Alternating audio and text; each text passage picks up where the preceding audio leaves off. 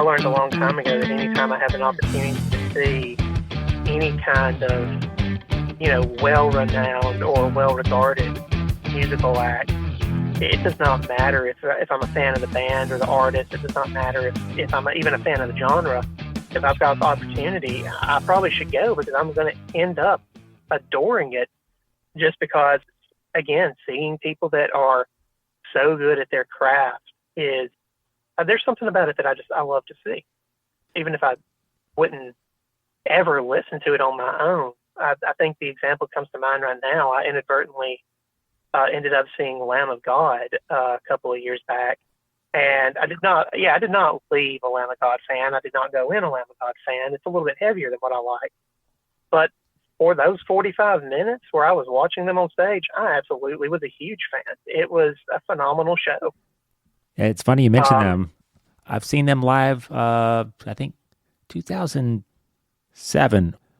I've got two brothers. I'm one of three, and our oldest was waving the heavy metal flag at an early age. So I'm the middle, and my younger brother, we had no chance. We were going to be some version of metalheads. And so it was going to happen, yeah. So that's kind of what I got into starting around, 14, 15. And then into early 20s, I branched out into independent artists. And but I love, and if you listen to prior episodes, I've had people from the metal genre on. I love to have them on here. But yeah, Lamb of God, wow, that's what I wasn't expecting that one, but they put on quite a performance. Oh, it was stellar. I mean, it was so tight, and I saw them with. Full disclosure, the reason I went was because Trivium was on the bill, and I've got an opportunity to see Trivium. I didn't get to see them back in the day when I was really into them. You know what? I might as well go to the show, and they were opening for, as I said, Lamb of God and also Megadeth. And well, first of all, it was a phenomenal show.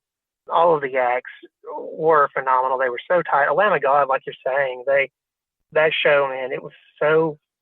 They were musically tight. The effects were phenomenal. They were so locked in together. The performances were just top of their craft. And like I said, I didn't leave and immediately go start listening to Lamb of God, but I did thoroughly enjoy them for that set, and I did actually leave and start listening to Megadeth. I was not a fan of Megadeth before that, and now I have very strong feelings about Dave Mustaine. So go figure. Well, and David Ellefson used to play bass, a longtime bassist for Megadeth. He's got a podcast I've been listening to. I should probably drop recommendations in the middle of these episodes more often, but yeah, the David Ellefson show, it's great. Even if you don't know much about Megadeth or that type of music, it's really neat stories from the years and years and the miles that he spent. I'm absolutely going to have to check that out. But I'm sure he's got all kinds of stories. But I can definitely hear Ghost River Revival, a little bit heavier, especially on Medicine Woman. Natasha Nix. I didn't want to go this far in the episode without mentioning Natasha. How did you get... Did she reach out to you? How did you get involved with this project? So, it's... man, that's a long story. Natasha is another one of those people that is just phenomenal. And every time we... and I've got 3 shows with that band coming up the next 3 days. We're hitting the road after you and I get off the call, actually. Feel so phenomenally lucky to get to work with her. So the guitar player in that band and myself have known each other for quite a while. We've worked together off and on for over a decade now, and we were in a band about a decade ago that we'll say that it's not the band that was necessarily the problem, although it had its problematic moments. But there were experiences with that band that have really soured me on major label interactions. We'll just leave that at that. But he and we worked together for years in that, and off and on through the years we continue to work together. So Natasha, she used to come to a lot of shows. She was always in the scene. She was always around. And none of us had a clue that she could sing, right? Because she didn't ever sing. So when COVID happened and the world shut down, she decided, I'm going to start singing. And as restrictions started to lift and a few things started to open back up, she started going to do karaoke. And the guitar player I mentioned talked her into, doing an acoustic thing with him. He plays, she sings, and I said, there's no way that that you're keeping this to yourself, right? We're going to go ahead and flesh this out. And it's hilarious because at the time, the guitar player and I were in another project that we were pursuing seriously. And unfortunately, things fall apart. They don't always stick. But we were going to start something with Natasha it was going to just be for funsies, right? It was going to be, we're going to play some covers we like. We're going to do some theme shows we want to do. And it's going to be low stress, and we're just going to do it for fun. And our first show, we did about, I want to say, 20 covers of 90s country songs. Everything from Neon Moon up to some Shania Twain stuff. And it was a disaster. It was a disaster. It was the first set was great, but the last set was so bad. And we left and we said, okay, now hold on. What was working here? What was not working here? Because we really should have stopped after that show. That second set was so rough. But we had, as I had mentioned, the guitar player and I, we had another project that was doing things at that time. And we had a few gigs that were on the books before that band fell apart. And when that band, just kind of started to fall apart, I called the promoter and I said, all right, so here's the deal. These shows are in, and it was like 2 or 3 shows back to back. So these shows are in 3 weeks. I can either give you the bad news that we've got to cancel, or I can give you this other band that half of this act is in anyway. And they said, okay, we'll take the other act that half of you are in. And like I said, this was actually before we played that disastrous show. So I had no idea how rough that back half of that show was going to be. So after that terrible country show, we had about 3 weeks to figure out, what to do. And we started pooling what we knew together. Like I said, the people in this band, they've been playing, off and on that for quite some time. And we just sat down and we said, all right, here's the list of common things we know. And what we had in common was a lot of soul, a lot of old school R&B, a lot of 90s rock. And we said, okay, we've got a set list out of this. We'll go do it. And we did it. It was fantastic. It went so much better. People really enjoyed it. And we came home and we said, okay, well, that went really well, and we don't want it to stop. And here we are. We didn't stop. But yeah, that's how that started. It was just going to be those two doing an acoustic thing. And then I just kind of barged my way in. I love these stories on how these unlikely pairings happen, and then I guess we're a band now. Yeah, the drummer in that band, we really had been wanting to work with him off and on for some time, but he had we were under the impression that he had basically gotten burned out on music. He was playing with this fantastic soul band, and then he left them for reasons that like I said, sometimes people have differences and life happens and you just fall off. This is and we Michael Rogers. That is Michael Rogers, yeah. And we thought that he was not going to be attainable because, man, he was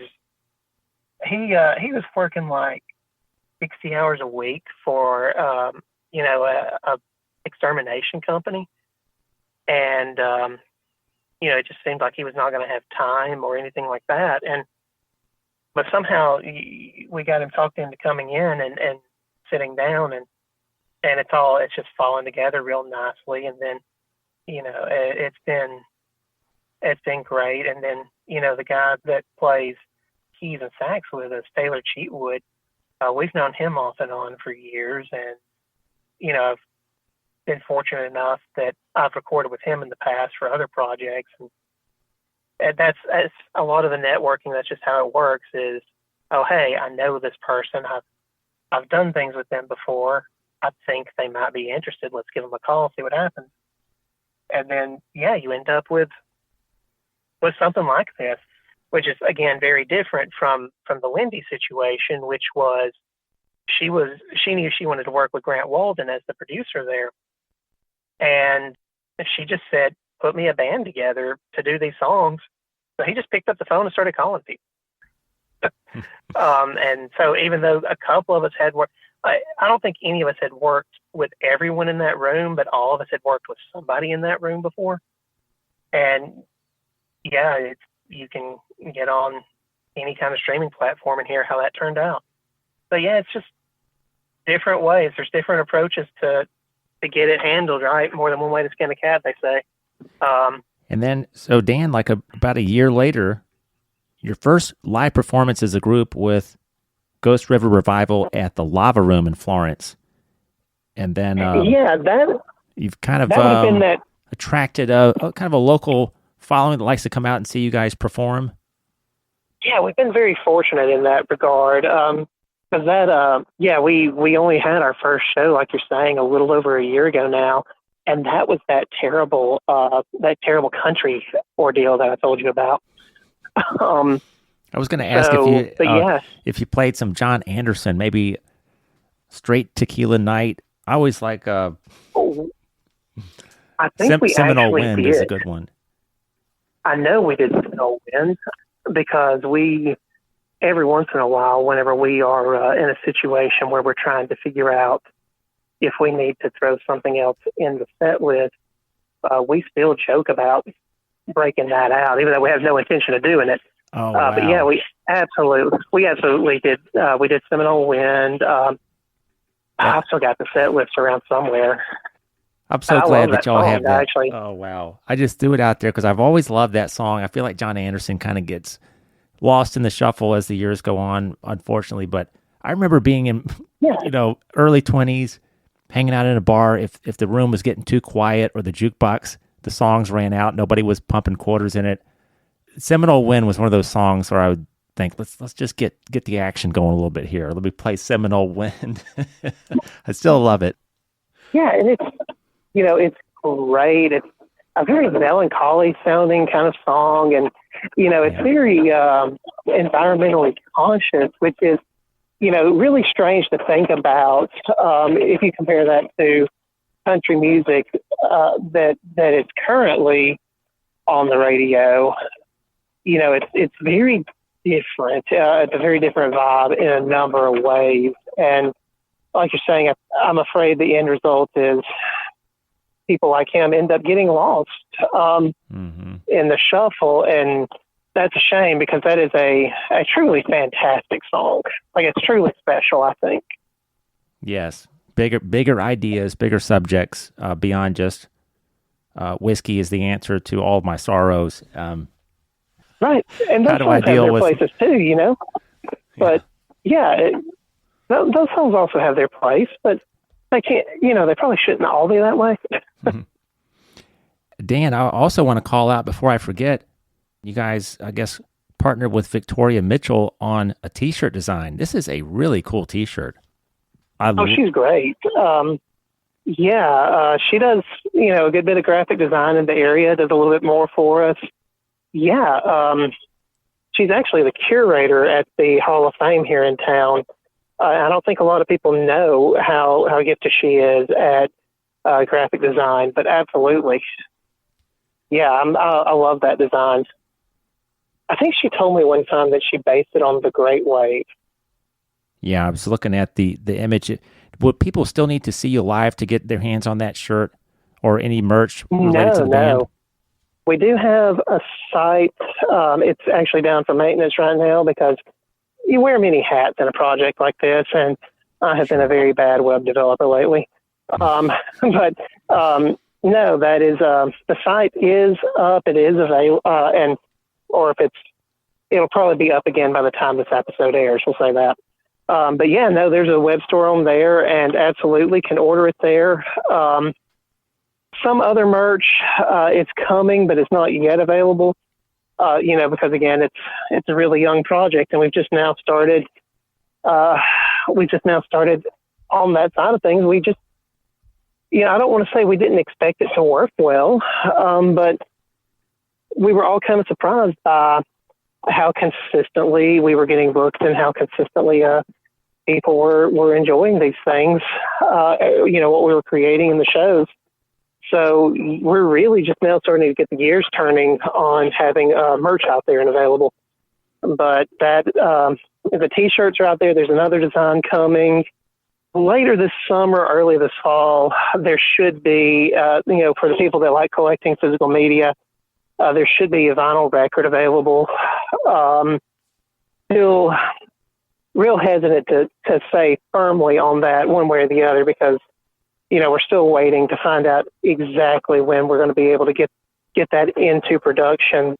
Those plants have a way of getting really busy and really backed up, but that is coming. It just may not be as soon as I hope it to be. But yeah, the T-shirt's available, and the website and everything is available you can find us through Facebook, Instagram. Website is ghostriverrevival.com.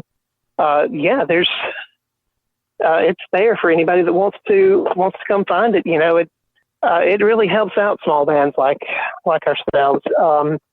I was in another band for some time that toured extensively, and I'll never forget the day we had a Spotify royalty check, come in, and we had gotten something like 80,000 streams in that the quarter that was paying out for, or whatever amount of time it was.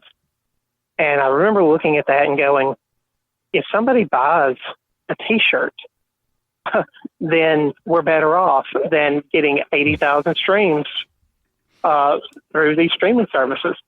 I think maybe the math was if somebody bought 2 T-shirts, if we sold 2 T-shirts at a show, it was more successful than what I considered to be at the time a fairly large number of streams. Man, that's a whole nother conversation. It's one of the things that's absolutely altered the landscape of the music industry, and I guess we'll find out in coming years if that's a positive or not. But yeah, you buy a T-shirt, that's a tank of gas to get the band to the next gig. So that kind of stuff. If you're the kind of person that likes to go out to shows and support local music, support touring bands, things like that. Yeah, buying a piece of merch, it's hard to overstate the impact that can have on one of those bands. I try to remind my friends too, when we go to concerts, visit the merch booth, find something you like, even if you're looking around and you just can't make up your mind, and they've got a sticker, and you just want to get a $5 sticker or button, or some of the low-hanging fruit items. They appreciate all that stuff. You don't have to spend $50. And I think sometimes people get in their head that, oh my gosh, if I walk over this merch booth, I'm going to hand over $50, $60. There's usually some of those alternative items if you're running tight, or you ran up a bar tab that was 50% higher than what you had budgeted at the beginning of the night. And it's, just as you say, most bands that I'm aware of are conscious of that kind of thing. And, because, money, it's tight. We're human, right? And it's important to have something on the table that somebody can pick up for a few bucks if they, if they've decided they're going to get something, or if they just want to take a look and, see what there is, then yeah, it's important to have an item there that they can pick up for a few bucks instead of dropping how much for a T-shirt. Or, man, it's been a while since I've gotten hoodies priced, but I seem to remember the last time I looked into getting hoodies made, there was no way we were going to be able to get them made and sell them for less than $40 or $50. our cost of production was going to be pretty much right there. Well, I guess I should clarify. We try to use local small businesses to make our merch. We try to support the local community in that way. I guess it depends on each individual band and their philosophy as far as merch goes and things like that. But yeah, we try to have things that are much less expensive because it can get out of hand real fast. That merch table can get out of hand real fast. Dan, sometimes I will go to concerts and I will buy a T-shirt for my wife because she'll wear stuff that she has no idea what it's, maybe I have to get her interested in the band or play a few songs for her. But people listening, if you've got a boyfriend, girlfriend, or brother, mom, dad, and everybody needs a new T-shirt. So sometimes you don't have to think, oh, well, I don't know if I would wear it, but it's always a gift idea. Sometimes going up to the merch booth, think beyond if you're going to wear it or whatever. You probably have someone that would be happy to have a new shirt that you can't just walk into Walmart and come out with. Man, I wish more people thought like you.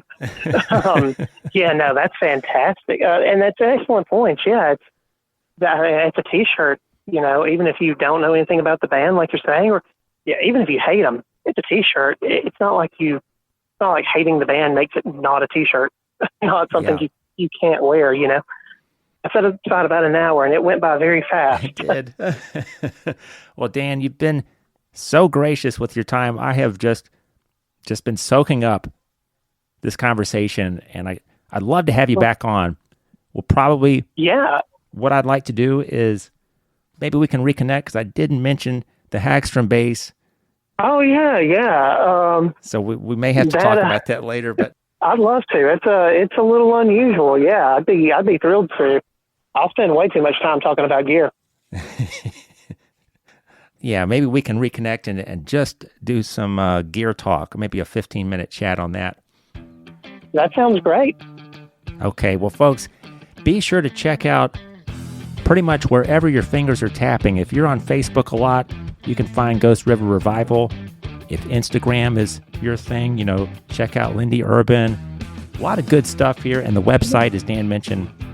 You guys, get out there, support your local concert venues. You're always, if you go when you can, you'll find new artists like Dan Williams and Ghost River Revival. And if you're in Florence, Sheffield, Muscle Shoals, I think you know where to go. Anything else, Dan, before we wrap it up here? No, just thank you so much for having me, and I'll look forward to speaking with you again soon. Well, thanks for being on Dan Time. Folks, you guys, everybody out there, have a wonderful week, and we'll see you next Sunday on the Dan Time Podcast. Thank you, Dan Williams. Thank you.